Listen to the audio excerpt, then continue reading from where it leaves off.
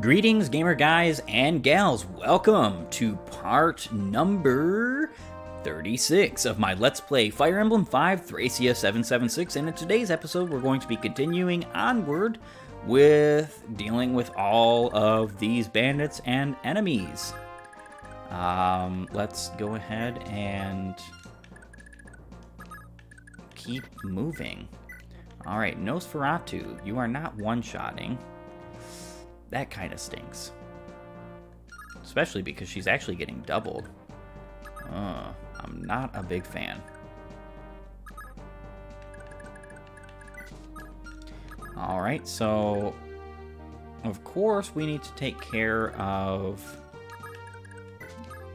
Let's dismount and attack with the slim sword.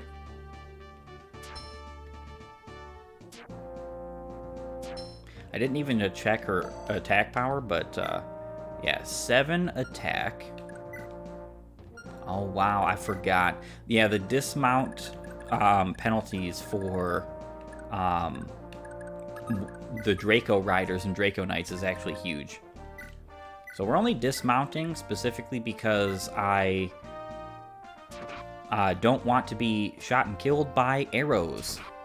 And I do still want to use these units for combat. We are going to definitely mount up before we leave.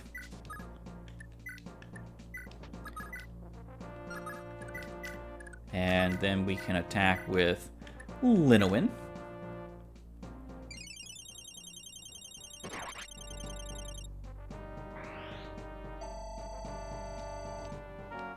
Very nice. A whole level, and a very good one, too. We can attack even here with Ralph just to get rid of some more units.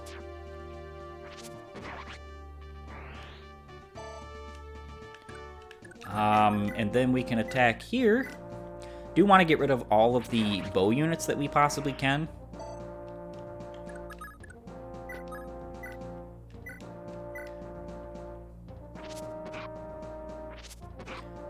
And that is exactly what we're going to be doing.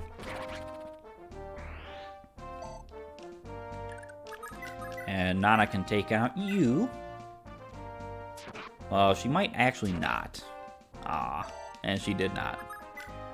That's okay.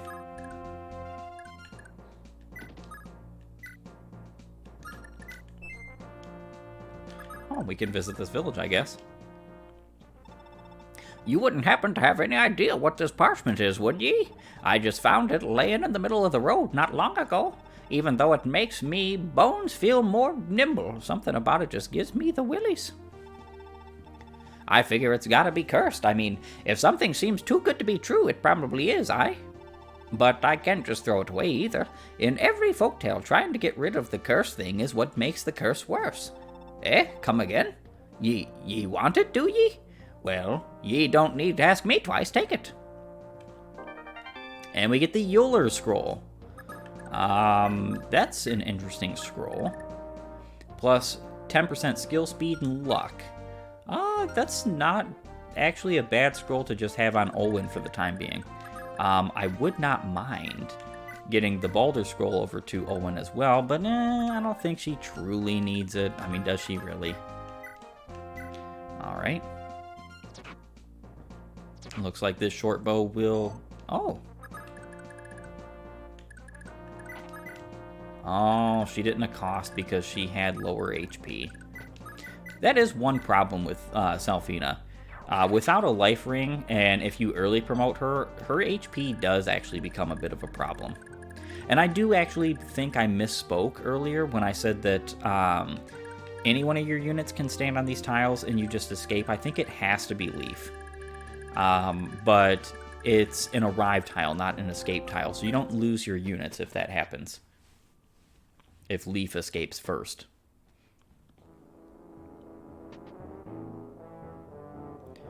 Alrighty. Yeah, I don't think you guys are going to pose much of a threat to Leaf and his party. Just saying, you're a bunch of axe and bow users, and we have a lot of sword users, and we're in the forest. Alright, Amalda is going to continue being attacked.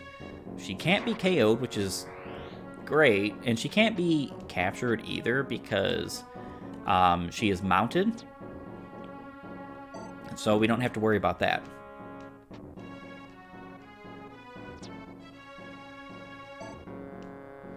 Next turn, we should definitely be able to route many more of these units. You want to square off with me, do you? Certainly. Ooh, attacking Amalda.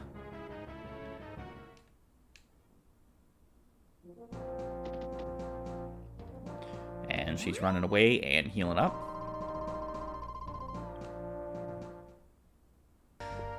Alright, so with this turn, we can in fact do some taking out of enemies. Like, for instance, this bow unit.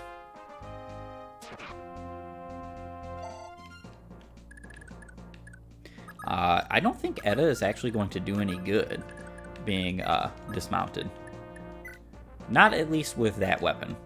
So we're just going to not even bother worrying about her. It's funny because Dean is almost stronger dismounted than Ralph is mounted. Or not mounted. Ralph is not mounted, but I think he's almost stronger than Ralph, period. Which is kind of funny. We can use Linowin here. Would like to get her some more experience points. These guys are relatively high level, if I'm not mistaken, which means that, yeah, she just gets a boatload of experience points, especially considering that she's not even, you know, like,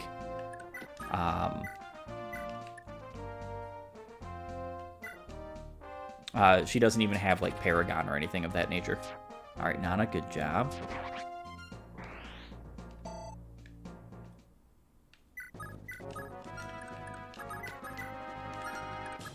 Let's go ahead and equip the Kingmaker for just a moment, and then we're going to attack you with Mareeta.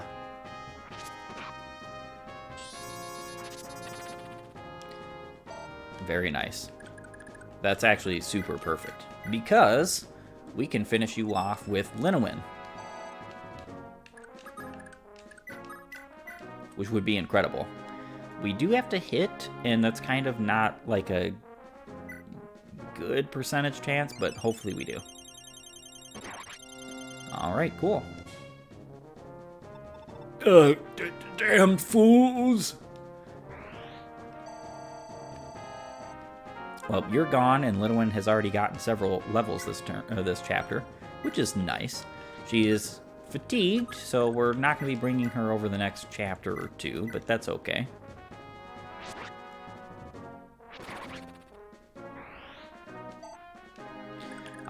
Edda, I think she has, yeah, D rank in swords.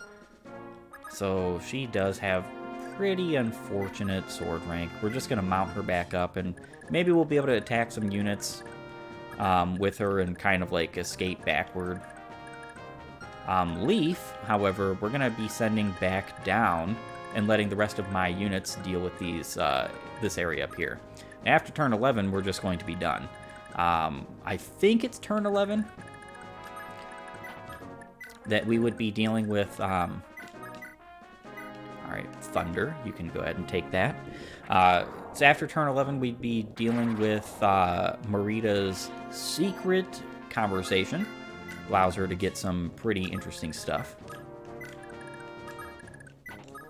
And there we go. I think that's all for the time being.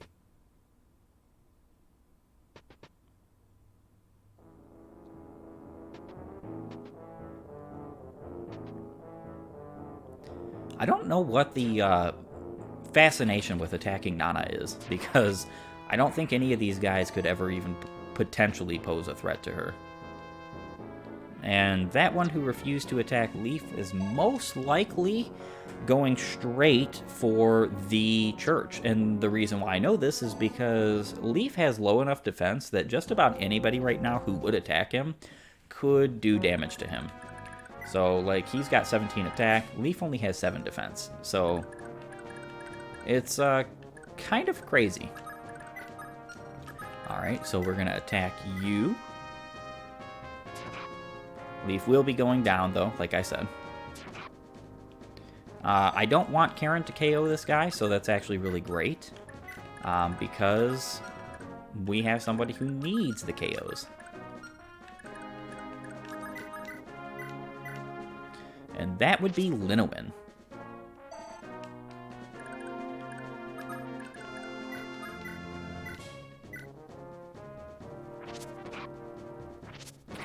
Perfect. Good job, Mareeta.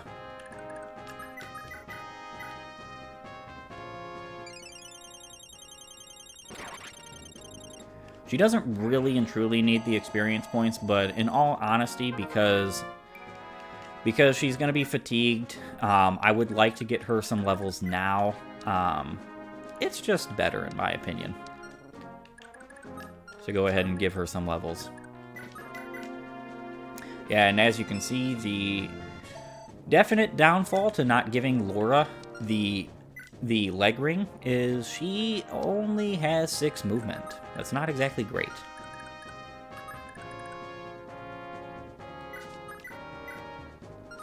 Probably not Killer Lance. Let's just use the iron. Awesome. Didn't need that critical, but I'll accept it nonetheless.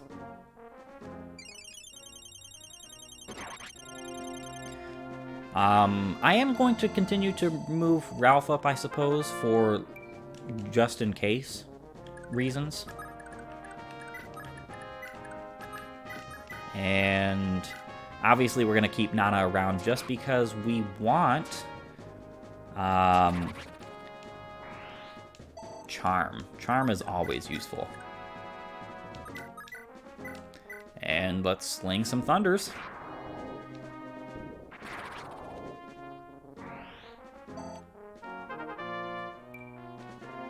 Very nice level up, Olwen. She is turning out quite blessed in her statistics, more than normal.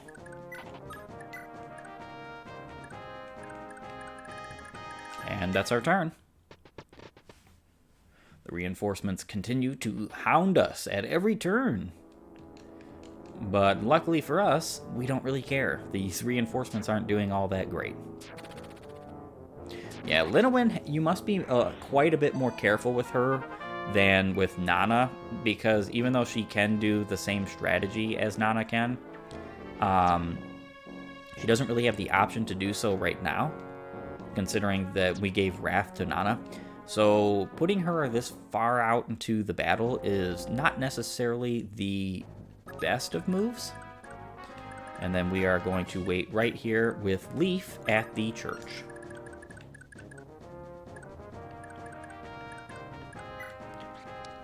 All right.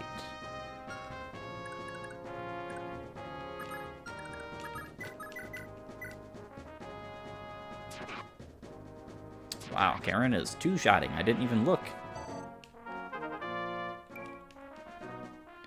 She got a pretty fantastic level up. She has turned out very well. Much better than normal, I would say. Karen normally is not, like, the greatest of units. Growth-wise.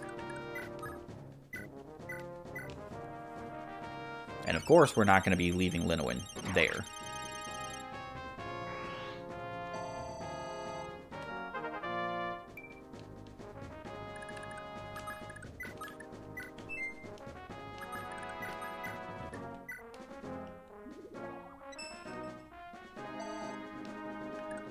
And we'll put her right here.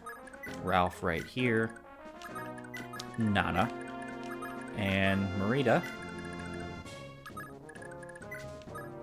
We could attack with Etta here, but there's a bow unit going to be coming out next turn, so I think it's just better to play it safe. Olwen is blowing through her thunder.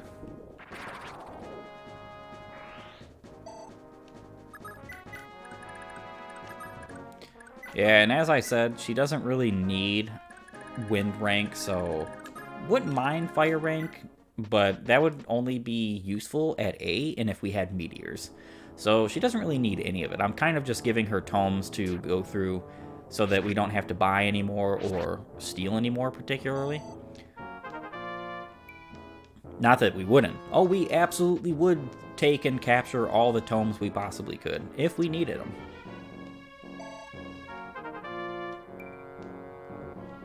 Very nice level up, Dean. Very nice. Is she finally deciding to get out of here? Alright, Nosferatu.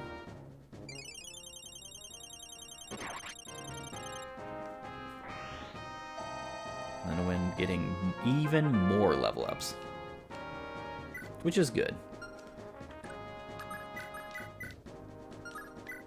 Killer Lance. We are actually attacking twice with this.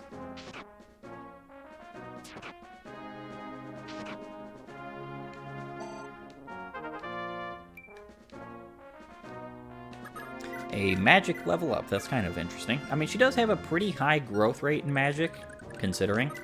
It almost looks like she is meant to be a Pegasus rider and not a Draco rider, especially. But,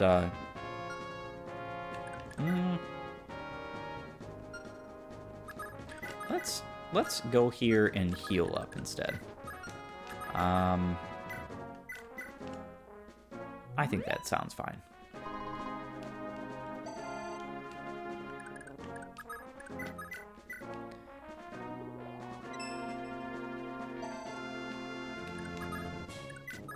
And then Edda can finish you off. Would like to get her some experience points so that she's not totally inept concerning combat for later chapters, especially. Later outdoor chapters, because this type of a unit is never getting used indoors. Just never going to be used. Regardless. There is just nothing you can do with a unit that has no capacity to damage really anything. Because she's not going to have access to decent swords.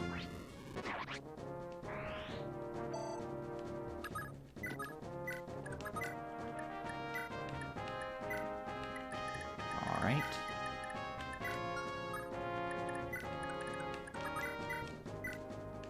And Dean should be able to take this guy out, hopefully. Ah, he missed. And we are at turn 8. So a few more turns of this, and we'll be ready.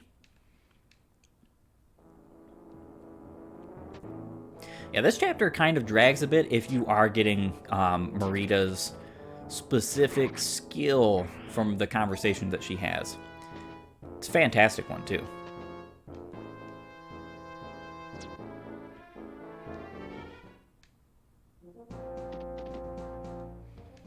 Alright, she finally escaped. Nice. Edda, you can go there and go ahead and finish off this brigand. I think I'm going to keep dancing for Edda just because it would be nice to give her some experience too. Linowin has gotten plenty at this point. Besides that, we're even going to be healing with her, so...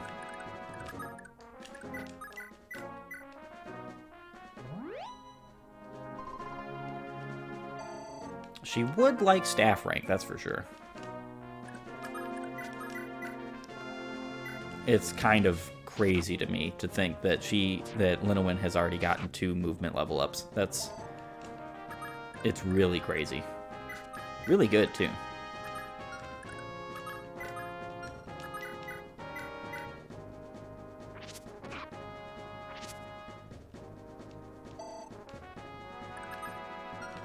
Alright, so we should be fine with that.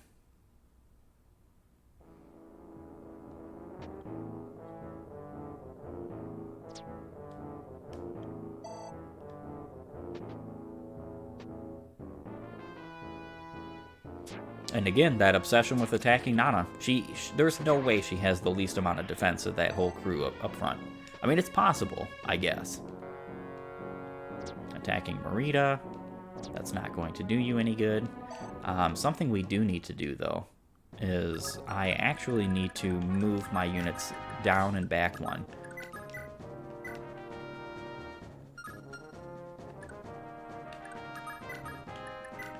We don't want any of these units staying on top of the forts.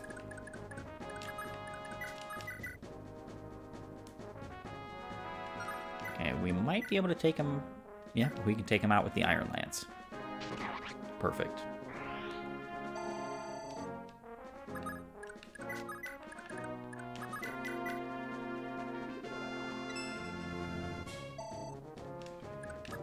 And we can just go here and end our turn.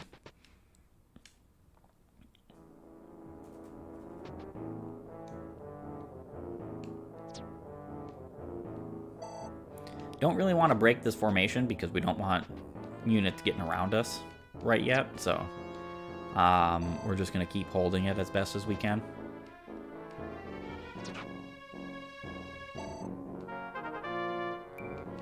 Another good level up for Dean. And yeah, we can even blast through some more killer lances here. Don't really need them, are not going to use them particularly, so I think it's a-okay to keep on using them with Edda.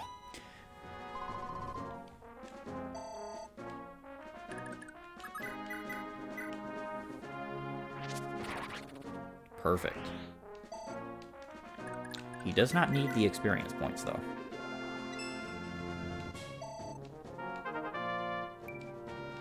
Very nice. We just have to keep Edda back. But we can use the Iron Lance to finish you off.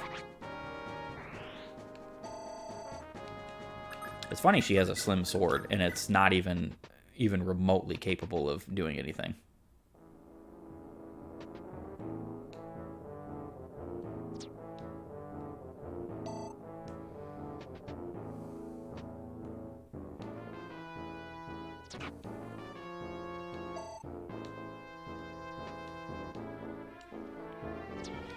Alright, this should be our very last turn of this chapter.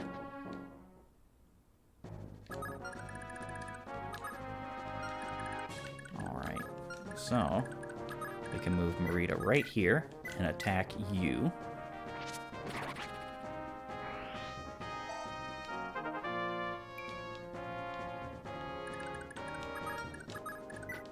And dance.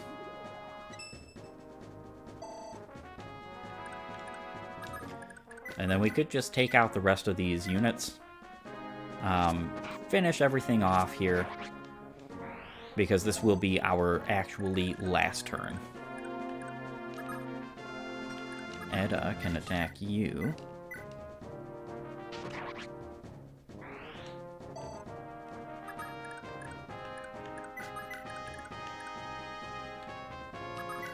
We gotta make sure we mount up with you.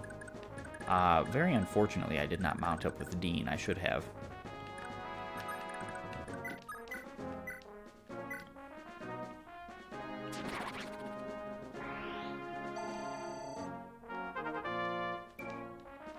Ooh, another magic.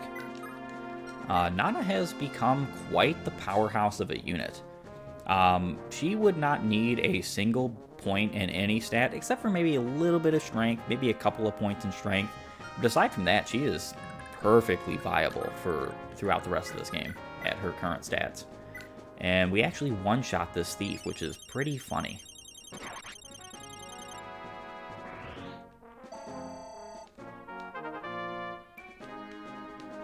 And I do... yep, that's a capped out Linowin.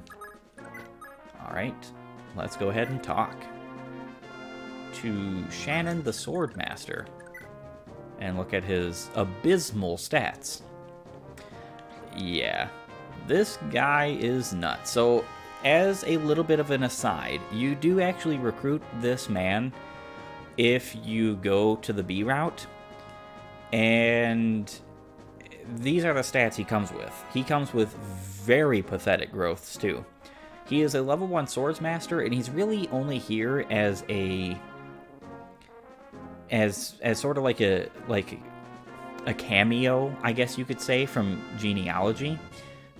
But he does have a use. His use is valuable. It's just not valuable for me.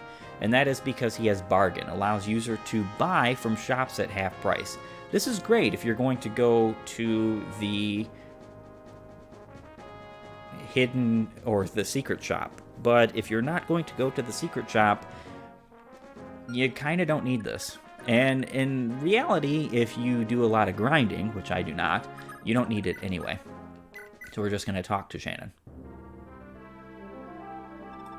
Hold, who are you? Another one of the Empire's lapdogs? How uncouth. If you wish to live, turn your blade aside. I didn't learn the technique of Astra just to waste it on cutting down clueless little girls like you. Astra? But that's the secret art of the Isaac'ian royal family. That would make you... Correct. It is I, Prince Shannon of Isaac. But I've been forced to hide my identity, so do us both a favor and forget you ever saw me. Prince Shannon, I would ask something of you. Keep your voice down, would you? Let's avoid any surprises, shall we? Please, you must teach me some of your swordplay, I beg of you. It doesn't have to be a prolonged lesson, just knowing the secret of how to perform Astra would be enough. Please, Prince Shannon, No, I need to become stronger. No matter what, I must grow stronger. Well, I could take you through the motions, I suppose. Would you? Oh, I'd be in your debt. Oof, this has gone from bad to worse. Guess I'll just ramble off some vague nonsense about swordsmanship. Knowing the movements of the technique is important, of course, but more important is your spirit, your heart.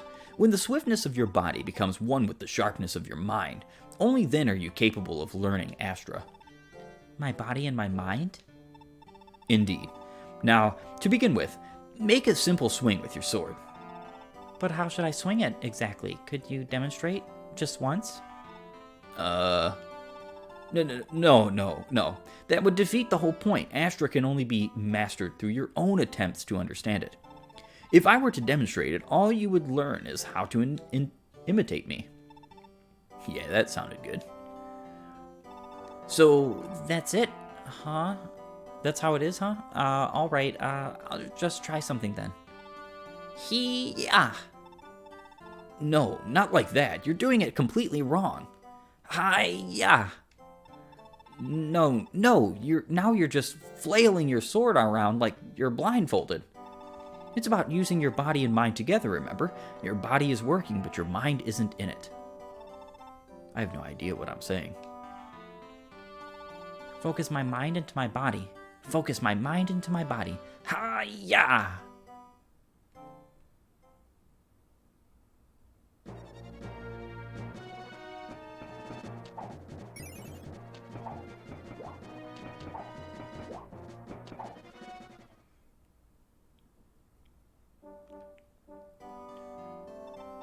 Was that? I can't believe it. No way. No, that can't be it. It isn't really that easy, is it, Prince Shannon? Huh? Oh, well, of course not, my pupil. You couldn't call that a perfected Astra. That's what I thought. I mean, that hardly took any time at all. At any rate, I promised to show you the motions, and I've made good on my word. I'll be taking my leave now. Thank you for everything, Prince Shannon. Focus my mind into my body. Focus my mind into my body. Man, what was up with that girl? Astra learned. So, the reason why Mareeta is capable, this should be pretty obvious if you're paying attention to the story. She has the mark of the Crusader Ode, I think it is, on her back, and that means she's related to Shannon and the other Isaac'ian royalty. And in the Jugdral mythos and story, only the Isaac'ian royalty can learn Astra, so that's the reason why Mareeta herself was so capable of learning it so quickly. Now, what's so cool about this is that I've basically given her pretty much every single attack again skill that she can possibly get in this game. Plus, she has access to the Mareeta sword and the Brave sword if she needed it, or the Kingslayer, or the Kingmaker, I should say.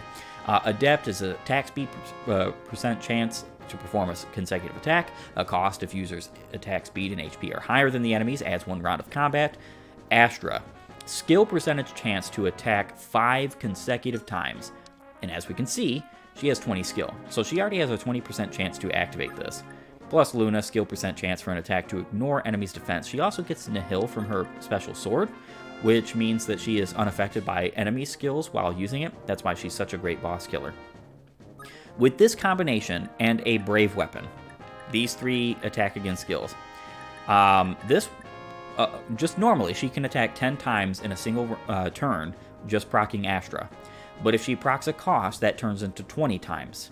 If she procs Adept in both of her consecutive hits, that means that it doubles that. So she would be able to attack 40 times. If she has a brave weapon, she can attack up to 80 times in a single battle, single round of combat. That is the calculations. She does have to proc all of these, Adept, Accost, and Astra. And she has to proc that Adept both times that she attacks, and Astra all times that she attacks, in order for this to occur. Now, she cannot proc Astra on each attack of Adept, because if that was the case, then she could attack like up to 160 times.